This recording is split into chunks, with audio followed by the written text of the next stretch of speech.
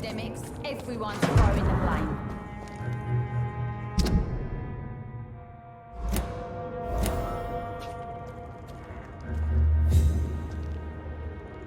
Good evening, Miss Cox. Hello again, Dr. Reid. What do you want?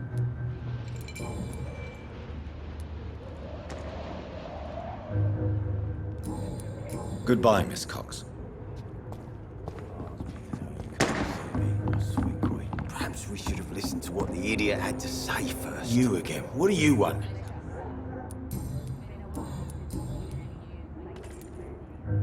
Tell me about the man you killed, Booth. What happened? One of us had been killed, so we had to retaliate. That's the whole story. There has to be more to it than that. No, really, one of us got killed, so the killer had to die. That's how things have always been done round here. No one gives a shit.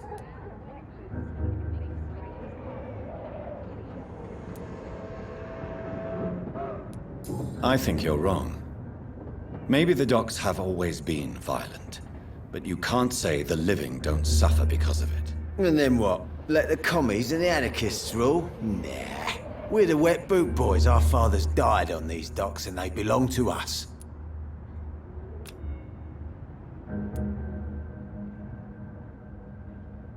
I know you believe monsters are real, Booth. They are.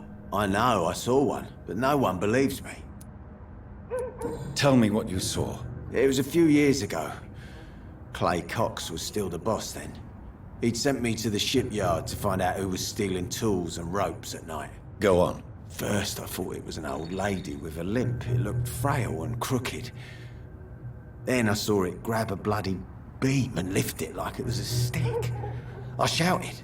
It looked straight at me. Do you know what it was? It was all eyes and long teeth, but I couldn't see its face. I shot at it when it moved towards me and I hit it. And then it jumped and vanished in the shadows. You could have imagined all that. These docks can be so gloomy at night.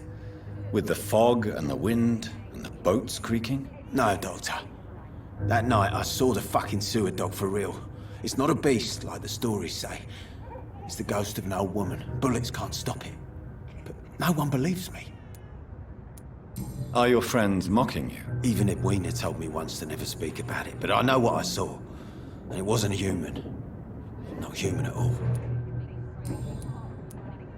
Do you know Edwina suspects you to be unfaithful? Edwina's the one who asked to be called Mrs. Cox, even though Clay hadn't touched her for such a long time. You have not answered my question. She's a passionate woman.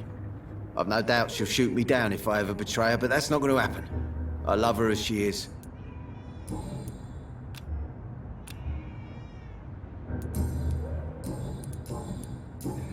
Goodbye, Mr. Digby. Pleasure, sir. Been a while. Good evening, Miss Cox. Hello again, Dr. Reid. What do you want? Tell me your feelings about Booth's belief in monsters, Edwina. It makes him look weak in front of the boys, that's my feeling about it. But ghosts don't scare me. You don't believe he really saw something, then? I don't care what he saw or not. All I know is that a real man keeps his fears to himself if he wants to be obeyed.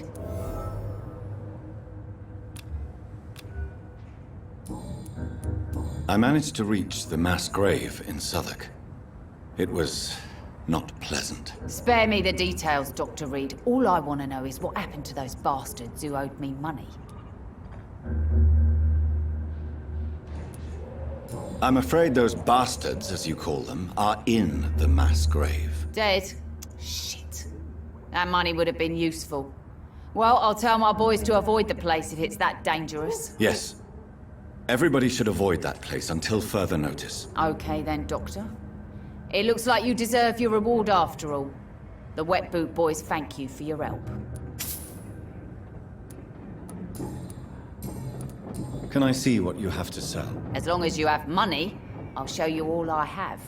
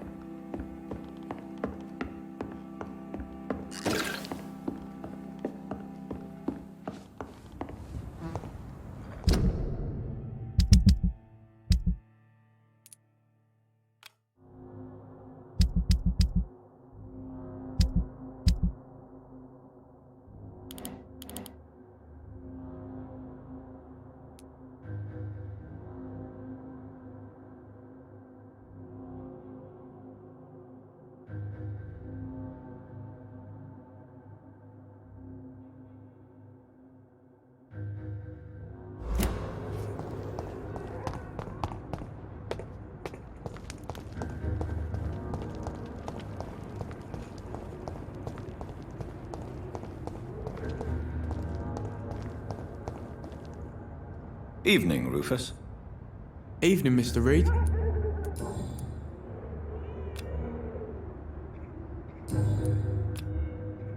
So long, Rufus. Be careful. Take care. These whispers of monsters got folk gossiping and scared. It's people they should fear. Flesh and blood.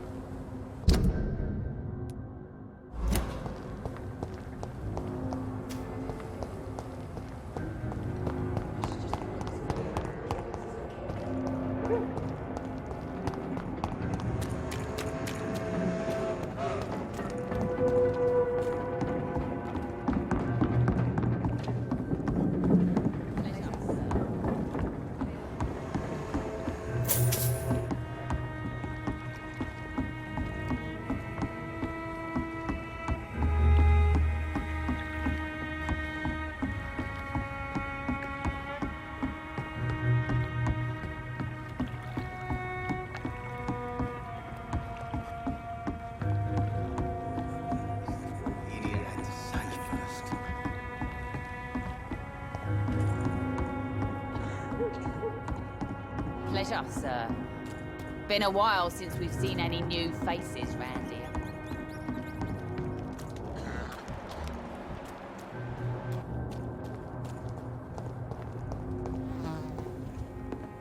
Times like these, I a good hope I drink's live just long right. enough to see them before Ghosts start coming to them.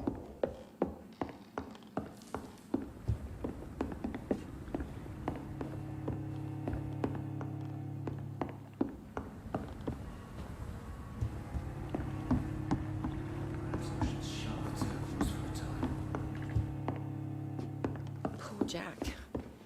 He didn't deserve this.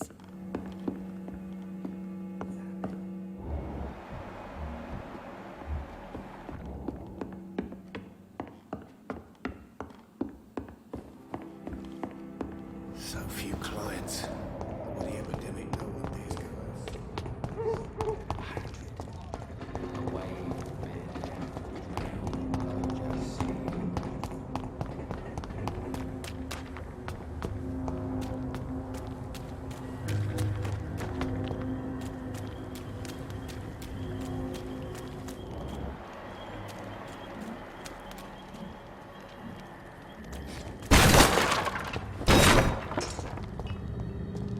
This is a slaughterhouse.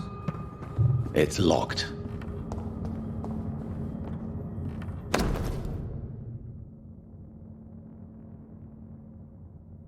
From Seymour to my beloved mother Stella. Fishburne, that sneaky bastard.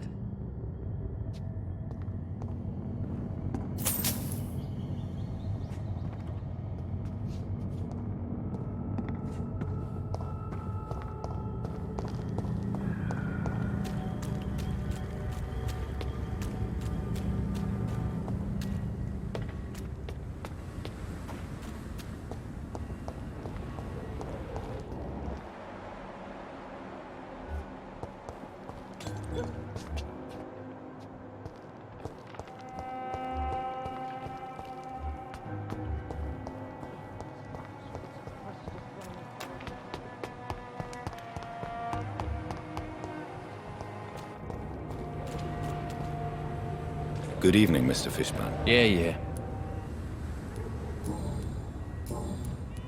I have retrieved the gift for your mother, sir. Great.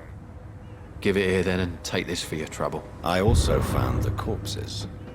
The ones under which you left the necklace, Mr. Fishburne. Ah, so that's where I left it. I can be a bit stupid sometimes.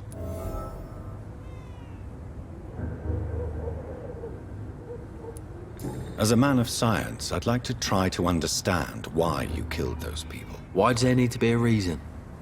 They were just there. It happened. That's all. You're not a mindless animal, Seymour. Surely you have something to say about these murders. Speak up and I will listen without judgment. Could be right, Dr. Reid. Maybe it'll do some good to confide in a gentleman like you. You being educated and all.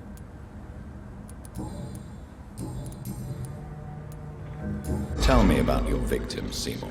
Who were they? Why them? Was there a link? Why should there be? They just kept getting on my nerves at the worst times, that's all. You feel nothing, do you? No empathy for your victims at all? You seem pretty calm yourself, don't you? We're not talking about me. That right? Well, our calm's the only thing we have in common then. How many? How many victims? It's not like I keep records. It happens when it happens.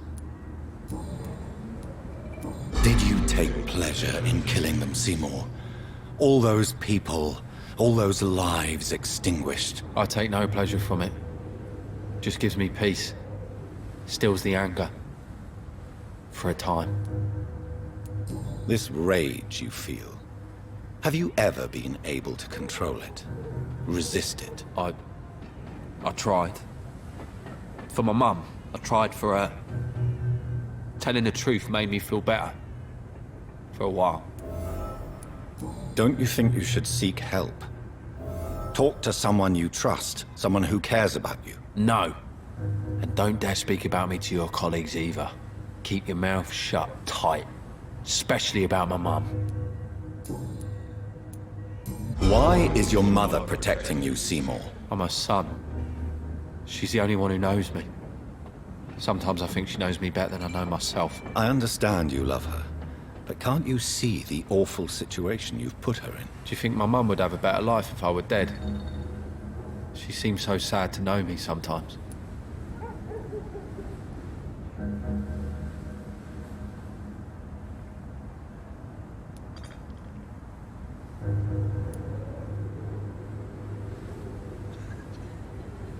I understand your mother's situation. Obtaining justice at the price of betraying her own flesh. It's quite a dilemma. It might be my mum's wish that I end up swinging from a hangman's noose. But she wouldn't want to be the one who ties a knot round my neck.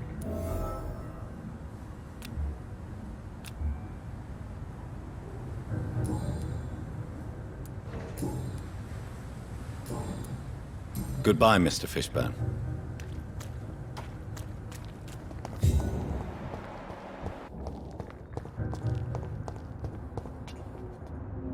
Evening, Rufus.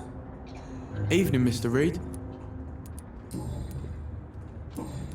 So long, Rufus. Be careful. Take care.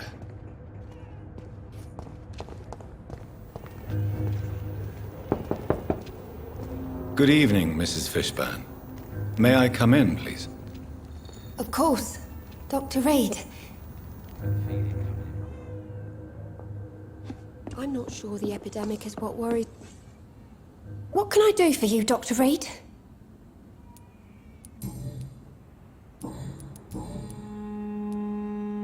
Your son's gone way beyond simply bullying people. He has a taste for blood, and you know it, don't you, Stella? One night, he told me straight up, in his own words. It was several days after one of his... episodes.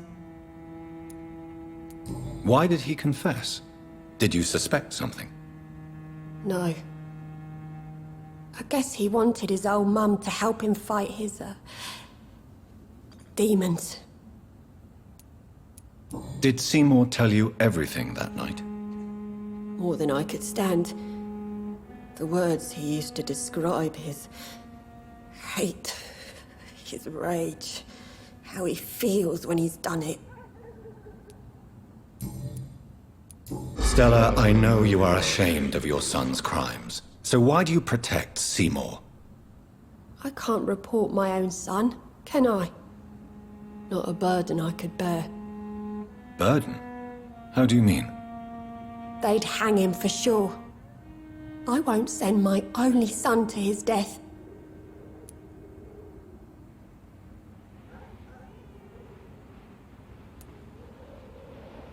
I'm convinced you raised Seymour the best you could. You're not responsible for what he became. If someone ever found the courage to speak to the police, I will take my share. Tell me about these demons Seymour needs your help to fight. Seymour used to be such a happy child, and he is still a helping son most of the time. But when he gets angry, he can hardly contain his rage. All men and women are born innocent, Mrs. Fishburne. But there can be a monster within any of us. Do you think he can be cured, Doctor? Do you think something can extinguish this rage inside my Seymour?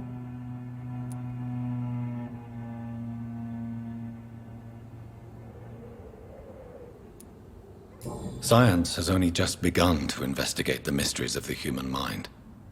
Currently, we have more assumptions than fact. There ain't no hope then. Somehow, somewhere, my son has turned into a monster, and nothing will bring him back.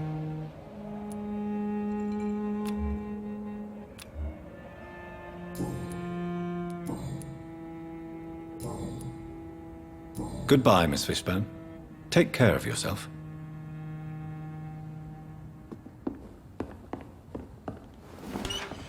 I can't remember the last time. Maggots and liars.